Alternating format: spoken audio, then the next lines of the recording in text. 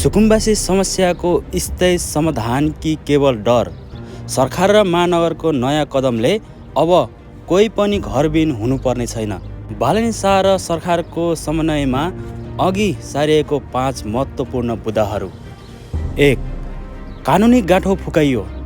भूमि सम्बन्धी ऐन 2021 का बाधक दफाहरू अध्यादेश मार्फत खारेज गरी दशकौँदेखिको कानुनी अवरोध हटाइएको छ। 2. डिजिटल लगत सङ्कलन। अबको वास्तविक भूमिहीन हो र को होइन भन्ने छुट्याउन डिजिटल लगत सङ्कलन र प्रमाणीकरण काम सुरु गरिएको छ, जसले गर्दा वास्तविक पीडितले मात्र न्याय पाउनेछन्। 3. असुरक्षित बस्तीको स्थानान्तरण। ज्यान जोखिममा रहेका र नदी किनारमा असुरक्षित ठाउँमा बसेकाहरूलाई सुरक्षित र व्यवस्थित स्थानान्तरण गर्ने योजना अघि बढाइएको छ। 4. आवासको हक सुनिश्चित।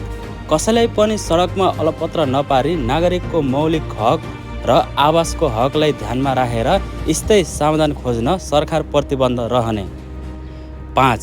भरम र त्रासको अन्त्य।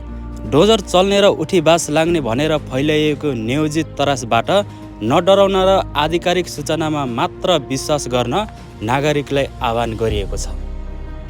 जब बाहिर घरविहीनहरूको हकमा त्रास र डर देखाइयो, तब बालन सरकारले कानुन अवरोध हटाएर डिजिटल प्रविधि मार्फत वास्तविक भूमिहीनको पहिचान गर्ने र कसैलाई पनि घरविहीन नबनाई सुरक्षित आवासको व्यवस्थापन गर्ने योजना बनाएको देखिन्छ।